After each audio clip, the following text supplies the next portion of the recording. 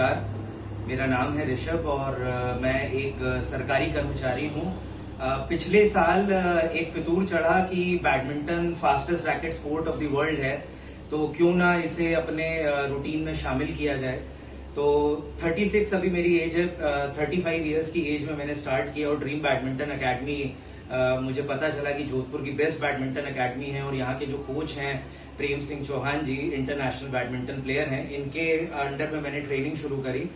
आज एक साल बाद जब रिगरस ट्रेनिंग करते हैं 2 घंटे रोज की, तो अब और प्रेम सर के जरिए 1-2 टूर्नामेंट्स भी खेले, स्टेट भी खेला, नेशनल का क्वालिफायर भी खेला। तो अभी मन में कुछ सवाल हैं जो कि मैं प्रेम सर से करना चाहता हूं सर। प्लीज प्लीज सर, एक सवाल ये है, क्योंकि जाहिर सी बात है जैसे बच्चों को देखते हैं कि मतलब 8 साल से 7 साल से बड़े यंग एज से शुरू कर जाते हैं और वहीं पर ही, क्योंकि गेम मसल मेमोरी का है जैसा अभी तक समझ में आया है। तो सर 35 साल की एज में जो शुरू किया है और 1 साल में जितना भी इम्प्रूवमेंट कर पाए हैं, तो कितना आगे जा पाएंगे? मतलब how should I pursue this game? क्योंकि हमारे दिमाग में फितूर बहुत ज्यादा है, हमने ख्वाब बड़े बड़े सजा लिए हैं, क्योंकि 1 साल आपके उस जरिए मतलब हमने टूर्नामेंट्स भी खेले। तो मतलब ये रोड कहाँ एंड होगी हमारे लिए, मतलब ये हम जानना चाहते हैं, अगर इस पर आप कुछ प्रकाश डालें तो। देखिए, जैसे कि ऋषभ जी आपने बताया कि भाई आपने खेलना चालू किया है और ये फितूर हुआ है आपको, तो फितूर होना अच्छी बात है, खासकर स्पोर्ट्स का। सबसे पहली चीज तो है कि अच्छा फितूर आपने पाला है।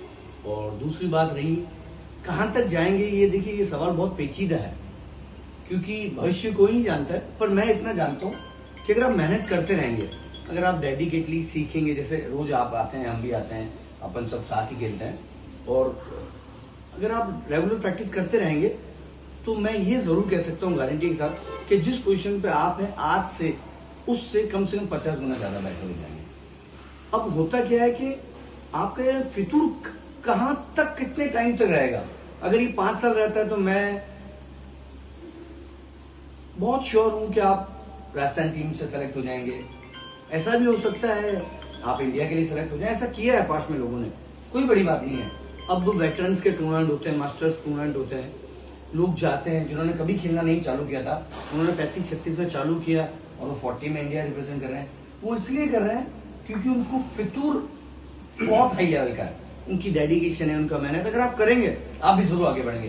पर अगर आप नहीं भी बढ़ते हैं, अगर मान लीजिए आप इतना आगे नहीं भी जाएंगे, पर मैं आपको ये कह सकता हूं कि आप अपनी फिटनेस इतनी सुधार लेंगे, आप अपना सोशल नेटवर्क इतना बढ़ा लेंगे, आपकी लाइफ में हैप्पीनेस इतनी बढ़ जाएगी ड्यू टू गेम।